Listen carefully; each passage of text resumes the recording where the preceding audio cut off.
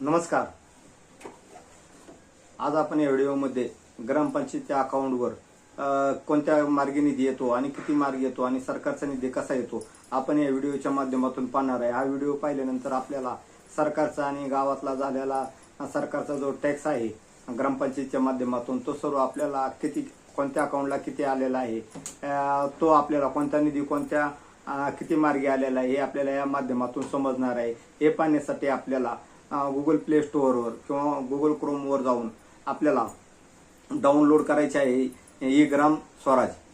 त्यासाठी आपल्याला मी साईडला जी स्क्रीन दाखवत आहे ते स्क्रीन आपण ती पूर्ण पाहावी, त्याचा अभ्यास करावा आणि त्या पद्धतीने जर नाही कळाले तर रिपीट करावा, हीच मी तुम्हाला विनंती करतो. आणि जास्त वेळ न घालवता आपण व्हिडिओ चालू करू आणि तो आपण शेवटपर्यंत पाहावा, म्हणजे तो आपल्याला पूर्ण समजून जाईल. चला आपण व्हिडिओ चालू करूया. नमस्कार. आपण स्क्रीनवर आलेलो आहे. आपण ह्या मोबाईल स्क्रीनवर आलेलो आहोत आणि इथे ई ग्राम स्वराज या ॲपवरती आपण क्लिक केलेले आहे. या ॲपच्या माध्यमातून आपल्याला ग्रामपंचायतीमध्ये आलेला निधी आणि किती प्रकारे आलेला निधी हे ॲपच्या माध्यमातून आपल्याला समजणार आहे. हे आपल्याला मी इथे थोडक्यात सांगत आहे. आपण पाहत असाल वर ई ग्राम स्वराजचा लोगो आहे पिवळ्या अक्षरात. इथे जिथे टिक केलेले आहे तिथं टिक दिसेल. आता मी स्टेट करतो. इथे भरपूर प्रकारचे सिलेक्ट करण्यासाठी स्टेट येत असतात. अंदमान आणि निकोबार आयलँड, आंध्र प्रदेश, गोवा, गुजरात, हरियाणा, जम्मू काश्मीर, केरला, मणिपूर, नागालँड, ओडिसा.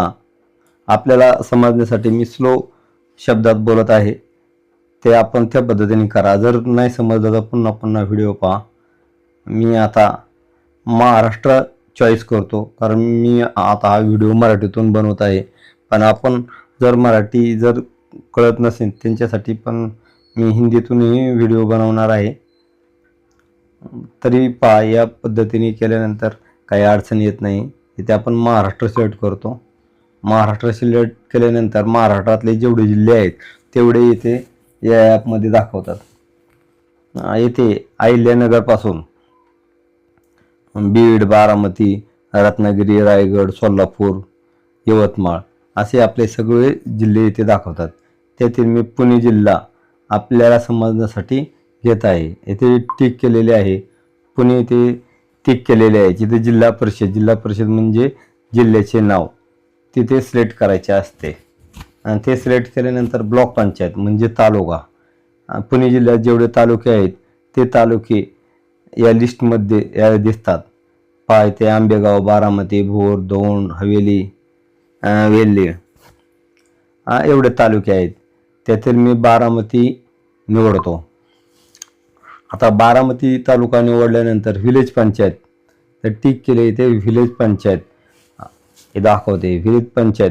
आणि त्या व्हिलेज पंचायत म्हणजे ग्रामपंचायत तिथे त्यांचा कोड जसे की 185365 असा प्रत्येक ग्रामपंचायतचा वेगवेगळा कोड असतो.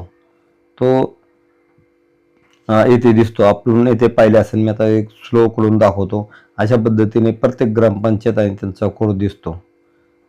मी आता आपल्याला समजण्यासाठी एका गावाचं नाव सिलेक्ट करत आहे.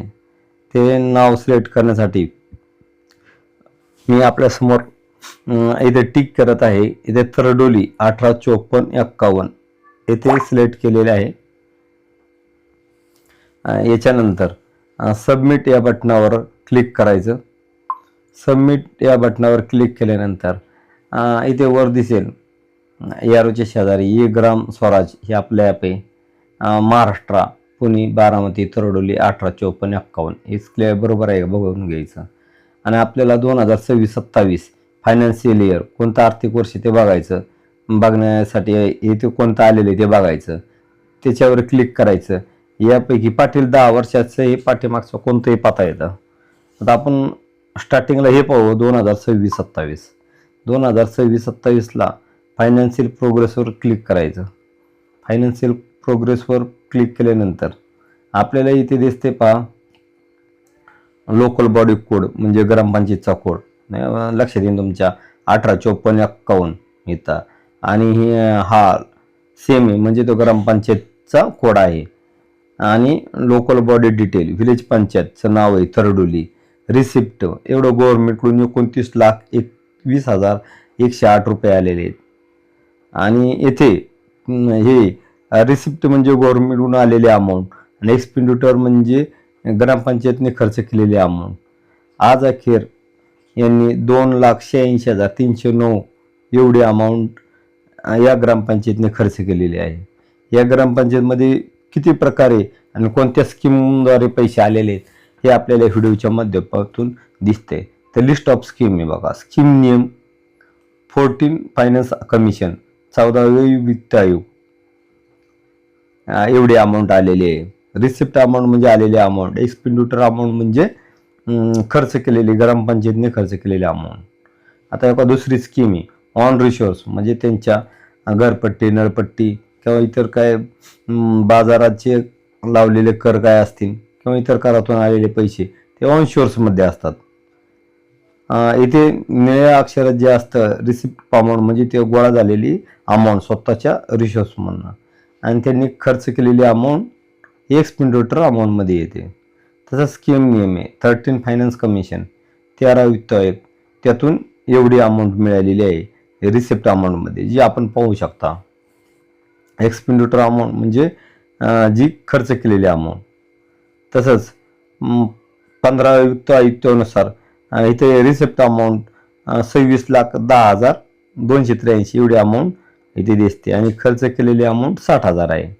अशा पद्धतीने आपण फायनान्शियल इयर 2026-27 ग्रामपंचायत तरडोली बारामती तालुका आणि पुणे जिल्ह्यातील आणि महाराष्ट्रातील हे गाव आपण पाहिलेले आहे. याचबरोबर आपण अजूनही एका गाव पाहण्यासाठी आपल्या एक माहिती व्हावं की हे कशा पद्धतीने पाहिलं जातं.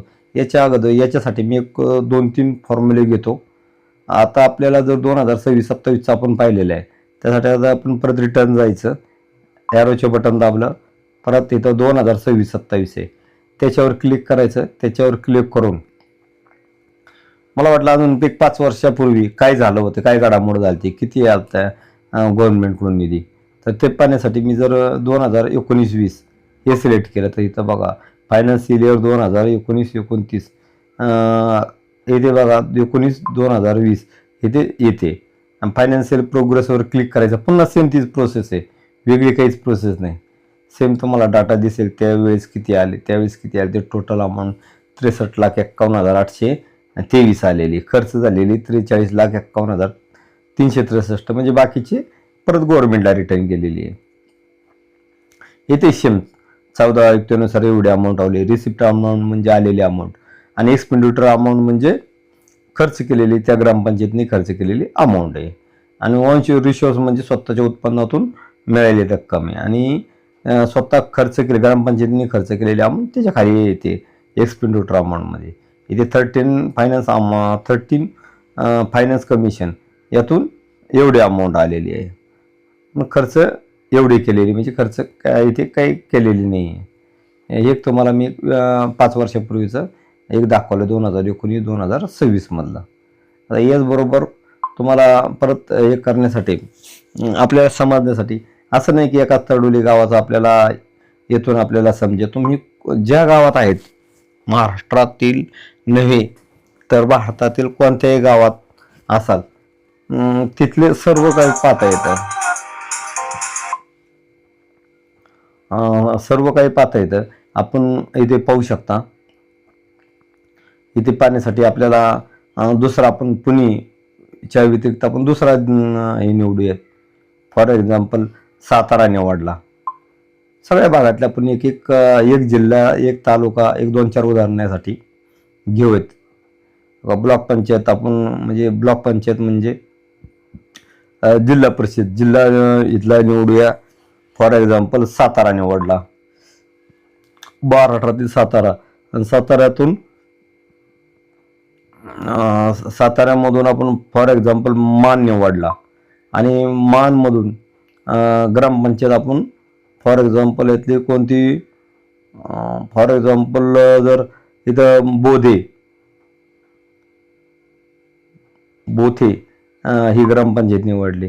तर बोथे या ग्रामपंचायतीचा कोड आहे 189734 आहे. आणि ते सबमिट जर केलं आपण फायनान्शियल 2026-27 हे जर पाहिलं तर हे पाहण्यासाठी आपल्याला सेम प्रोसेस आहे ती, की जिथं रिसिप्ट 20,39,175 त्या ग्रामपंचायतीला आलेले अमाऊंट आहे. खर्च अजून आतापर्यंत काही त्यांनी खर्च या ग्रामपंचायतीने काही केलेलं नाही. यांना सर्वसाधारण 14व्या वित्त आयुक्तानुसार पैसे काही मिळाले नाही, पण MG national rural employment guarantee act ह्या स्कीमद्वारे काय 284 रुपये आलेले आहेत. पण यांना स्वतःच्या उत्पन्नातून 1,19,059 एवढी अमाऊंट आलेली आहे. याचबरोबर स्टेट ट्रान्सफर स्कीम म्हणून 4,70,208 रुपये आलेले आहे असे.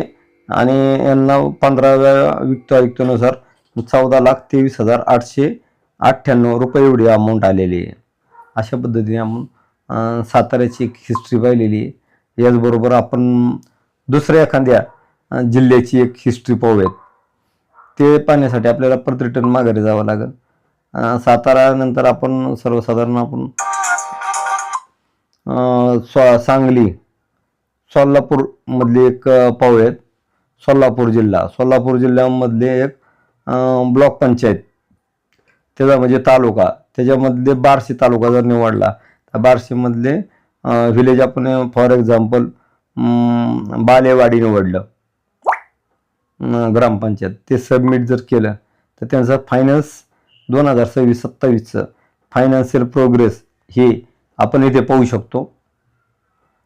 इथे 22,87,910 रुपये आलेले आहेत.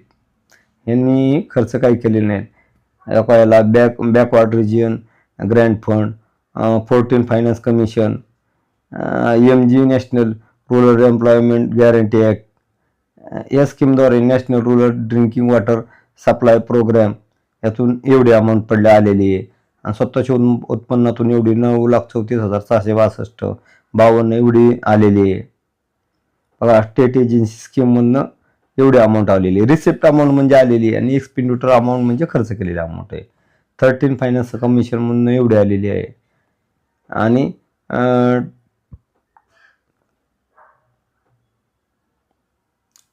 या पद्धतीने 14व्या वित्त आयुक्तानुसार एवढी अमाऊंट आलेली आहे. जे रिसिप्ट अमाऊंट म्हणजे ते आलेली अमाऊंट, एक्सपेंडिचर अमाऊंट म्हणजे खर्च झालेली अमाऊंट आहे. तर ही माहिती आपल्याला समजली असेल असं मी गृहीत धरतो आणि हे आपण आपल्या व्हॉट्सअपवर ठेवावी, यूट्यूबला शेअर करावी किंवा आपल्या मित्रमंडळींना किंवा गावातील लोकांना पाठवावी, जेणेकरून आपल्या गावातील लोकांना त्या गोष्टीची माहिती होईल आणि ते त्यांना सांगणं शक्य होईल की कोणता किती निधी आलेला आहे आणि आपल्या गावातला तो खर्च करायला सोपं होईल. Okay, thank you. Okay, thank you. आपण व्हिडिओ पाहिलात, आपल्याला व्हिडिओमधली माहिती समजली असे गृहीत धरतो आणि तो आपण आपल्या व्हॉट्सअपवर, यूट्यूबवर किंवा आपल्या मित्रांना शेअर करावी व आपल्या ग्रामपंचायतीवर वेळच्या वेळ जाऊन ग्रामसभा अटेंड करावेत आणि आपले प्रश्न उपस्थित करावे आणि आपला निधी तो जास्तीत जास्त कसा वापरता येईल हे पाहावे. आणि जर तो निधी नाही वापरला तर गव्हर्नमेंटला परत चालला जातो हे पण लक्षात ठेवावे. त्यासाठी आपण सर्वांनी उपस्थित राहणे हे खूप महत्त्वाचे आहे. धन्यवाद. Okay, thank you. आणि आपण तसेच चॅनल सबस्क्राईब करावा आणि इतरांनाही शेअर करावा ही विनंती. आणि हा व्हिडिओ आपण मी जनजागृतीसाठी बनवलेला आहे, त्यामुळे आपणही जनजागृतीसाठी हा पुढे शेअर करावा ही विनंती. Okay, thank you.